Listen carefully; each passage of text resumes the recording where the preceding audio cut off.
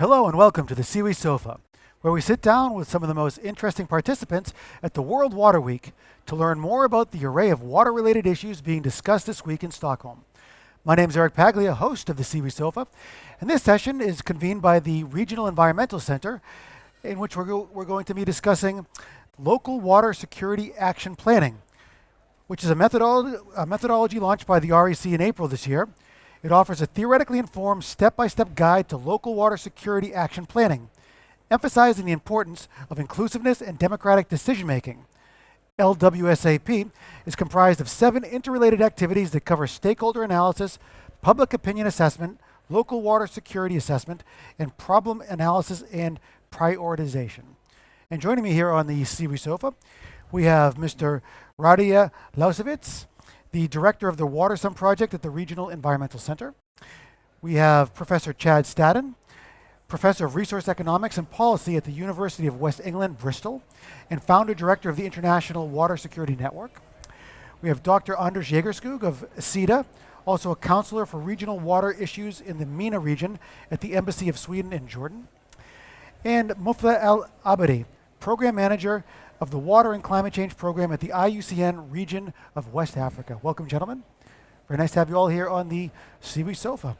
So perhaps we can start with you, Mr. Lausewitz. What do you see as the main water security challenges for societies around the world today? Now, being quite active in Middle East and North Africa countries, I observed that there are so many challenges.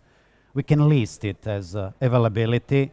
Water might be either too much or too less. Accessibility. Water could be either too far or too deep. Affordability. If accessible, water might be too expensive. Equitability. We are faced with so many inequalities. Unequal distribution, for example. Then quality. Waterborne diseases. In response to all those challenges, the Regional Environmental Center developed new methodology for local water security action planning, integrating social and indicator-based assessment, which leads towards participatory action planning at a local level. Now we tested that methodology in Jordan and Tunisia, and so far we got very good results. Okay, what do you see water security as more as a technical challenge, or is it something that's more oriented towards policy and governance? Difficult to say. It's obvious that if we are going to assess water security, it's necessary to use indicators and follow, for example, impact of the climate change, of population growth or urbanization. From that point of view, indeed, it's a technical issue. However, I do believe that it's much more important policy aspect. It's obvious that we need to live in peace and in political stability in order to reach water security. Transboundary cooperation is very much in that respect. In response to those issues, the Regional Environmental Center recently launched Water Growth and Stability Initiative as a framework and tool for regional cooperation, through which we do hope we are contributing to the better governance, better policy, and thus increased water security. And Professor Staden, you reviewed the methodology for local water security action planning that was developed by the REC. What's your overall impression of this methodology? Well, first I would suggest we step back and think about how we practiced water management before local water security action planning took place. It's not so long ago that water planning in general was very much dominated by technical experts, usually from mechanical and civil engineering. And that paradigm of water management was quite all right, as long as we had enough water resources wherever we needed to manage them. We could leave the engineers to get on with the technical business of making sure that water was where we needed it in the quality we needed it. Now, with the pressures of climate change, demographic change, that's no longer the case. Indeed, if it ever was the case. Now we're faced with making very hard choices about how we'll use increasingly scarce water resources. And I think this is where local water security action planning becomes very important, indeed central, to meeting the challenge of more users, less water. So it's about a transition from one kind of water management to another kind of water management. So for me, the methodology that the REC has developed and applied in practice in Jordan and Tunisia is part of this transition from a dominant technical expert-led approach to one that's based on new principles of water security planning linked to integrated water resources management. And I would note that in particular, the local water security action planning approach is very good at articulating and enacting the public participation and gender inclusion dimensions of integrated water resource management. And then finally, I would note that we're all on a journey here. We're moving from a world where we didn't think too much about water. We didn't worry about its value. We didn't worry about it quantitatively or qualitatively. Increasingly, water challenges are our challenges. They're indeed some of the key challenges of the 21st century. Local water security action planning gives us a way of engaging broader publics in that discussion. How do we do more with less water in a way that's socially legitimate through a series of interactive processes that involve people in making the decisions that will affect and shape their lives? Let's also talk about scale. I mean, this is obviously an emphasis on the local level. Do you think that's a good place to address water security? And what do you see as being the greatest obstacles and advantages to approaching it on the local level? Well, the first point I would make is immediacy. Water scarcity is felt by people each and every day. While we're talking now, people are dealing with different kinds of water scarcity, quantitative scarcity, qualitative scarcity, or indeed both. So that's the sharp end. Those are the people that we absolutely need to engage in this conversation if we're going to create this new paradigm, this new way of managing increasingly scarce water resources. Related to that is the issue of behavior change. I'm a Canadian living in Britain. We use a lot of water, a great deal of water. So for us, thinking about local water security action planning, and indeed I think possibly we need to be doing this in Britain, is about behavior change. And I don't think you can get individuals to change their water behaviors unless you've made them part of the conversation. I think that's absolutely critical. And Dr. Jagerskog, perhaps you can tell us why CETA is supporting the LWSAP methodology in 8 communities in Jordan and Tunisia. Absolutely, I'd be happy to. Sweden, if I may start at a slightly higher level, is supporting the region and regional water resources through different strategies that's taken at the government level, primarily focusing at the regional level.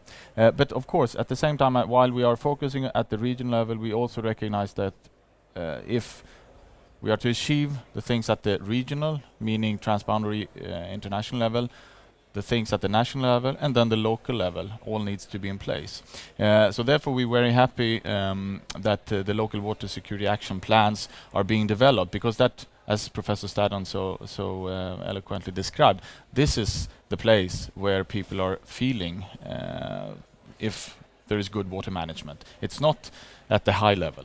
But all of these needs to come together. So that's why we are very happy to see that this is included in the program, that the water sums, and we also see it as contributing to the national level and then to the regional level. And Mr. Abadi, in a few months, when these 8 local communities in Jordan and Tunisia actually have their LWSAP plans and programs in place and fully developed, do you see this making a big difference? Thank you. I think what we have done in Jordan and Tunisia, we developed a local water security action plan and working with a real participation with the local municipality and delegation in both countries, and we come up with a local action security plan in order to identify the problems and come up with a real action in order to solve this problem in the ground. And this is actually will benefit even the municipality by building the capacity of those actors in the ground to be more capable to deal with the water issue on the ground. In additional, it will pave the road for decentralization, which is a new trend in the region. Therefore, I think this is very important steps to involve the municipality and the delegation in the local water security management in the both countries. Okay. Have the stakeholders there been very receptive so far? I think the stakeholder as well in the both countries, they participated in the process in the development, and they are now working as a one team, and this is actually bridge the gap between those actors and the stakeholder, and it provide like a platform to and it brought all the stakeholder to work as a one team for water management at local level. This is actually is very important in this time, specifically when we talk about instability in the region, where is the water security one of the key issue there and has to be considered. And I would like to thank as well Rick and SIDA for this support to our region. Okay, and if we look beyond the immediate confines of the WaterSum project, do you see the LWSAP, and I open this to all of you to reply, do you see the LWSAP methodology being applicable in other countries, perhaps other regions beyond WaterSum and beyond the MENA region? I might try to start with a response being currently responsible for the implementation of this project. This is a typical question always asked both by donors as well as stakeholders. What after the project? WaterSum project will be over in April 2017. But we do hope that even beyond the lifetime of the project, this methodology will be applicable in the other municipalities, not only and exclusively of Middle East and North Africa region, but also other regions. Methodology itself is in public domain. Anyone interested can visit our website rec.org and download publication itself, manual, which describes methodology in each and every single step. Also, interested individuals could apply for our distance learning platform, through which they can pass relatively short course through which they are becoming so-called certified local water security action planner.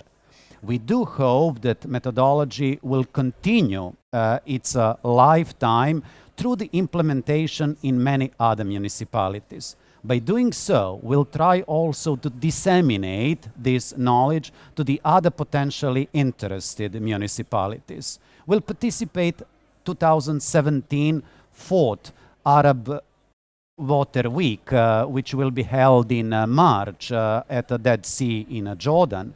We are organizing final project conference from 10th to 13th April 2017, also in Jordan.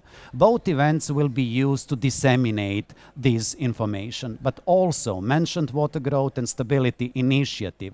That electronic platform will be used as a knowledge-based platform, and all that hopefully will disseminate this methodology, which will be implemented hopefully in many other local communities across the world. Anders? If I may add, thank you very much. From my perspective, from the Swedish perspective, we are of course happy to see that the platform is created, etc. And we always look for partners that are able to make methodologies or other types of frameworks that are applicable not only necessarily in the particular basin or communities where they are being implemented at first, but also which has a potential for duplication elsewhere. So we look at this very positively. If I could make 2 points. I've already pointed out that I think we could do with some local water security action planning in Britain. Although Britain is widely seen as a very wet place, it's also a very crowded place. And so issues of water scarcity and water quality are ever present in Britain. So I think in terms of your question about applicability in other geographical realms, the answer is straightforward yes. And not just in developing dryland settings like North Africa or similar elsewhere around the world. I think also in Western Europe and Northwestern Europe, there's a real need for these sorts of approaches that would engage local citizens in being part of the process of making water allocation decisions that will affect their lives. I wonder if Anders would agree about its applicability even in Sweden. Possibly, it could be. Mr. If you allow me here, the manual itself or developed in the ground in working with the stakeholder, and this developed over 2 years by considering the local circumstances in our region there. Therefore, it is developed by participation from the different stakeholders. It's not developed in the close, offices. It's developed in the ground where we are facing the real challenges. Therefore, it's, I think, provide very practical tools to involve the different stakeholders to start identifying the water problems and to come up with action in order to meet and solve the problem in the ground, and as well to meet the needs of those stakeholders and the local community. I think this is very practical, can be applicable in the region because it's really developed in the region, not outside the region, which is the value behind having such excellent approach or methodology for water security planning. I'm also wondering whether there's some sort of a feedback mechanism where you could perhaps learn from this 1 year in the field of implementing it in the MENA region, whether this methodology will evolve over time past the 1 year period of the WaterSum project. What we didn't mention is that this methodology is very much based on a long-lasting REX experience in a participatory action planning at a local level. Some 25 years ago, we started with development so-called local environmental action planning methodology. All of the time, we are trying to update and upgrade methodology. Same will be happening with the local water security action planning methodology. It will be, first of all, adapted to each and every local circumstances, but of course also modified in line with new findings which will collect during the implementation. What is also very much important, this is not only about planning, this is action planning, and the final result is the list of actions. Through the WaterSum project and hopefully through many other similar exercises, it's offered concrete support to the implementation of identified priority actions. In a such way, local stakeholders do see that once they are implementing appropriate participatory planning, action planning at a local level, then it's much easier to translate it into the concrete actions and the implementation. Therefore, we are looking very much forward to 8 excellent local pilot projects, 4 in local communities in Tunisia, 4 in local communities in Jordan, which hopefully will be presented next year on World Water Week 2017. Any final thoughts or comments? If I may offer an observation. When I was reviewing the local water security action planning methodology, I reflected on a fundamental question, which was, why has this not been invented before? And it occurred to me that that's always the nature of a genius idea. You sit back and you look at it and you think, well, this is self-evident. Of course we need to do this. And then you think, but why didn't we think about that before? We've had 20-some years of integrated water resources management, but nobody invented a local integrated water resources management framework. It took a slightly different idiom in a slightly different geographical context to make that leap, to suggest that to do these things, to face the water challenges that we're now facing, we need to go to the local and then build scale back up towards the national and the global. I think for me, that was one of the moments of genius contained in this methodology. Well, gentlemen, thank you very much for joining us here on the CWSOF, and best of luck implementing the LWSAP methodology and beyond. Thank you very much. Thank you. Thank you. Thank you so much.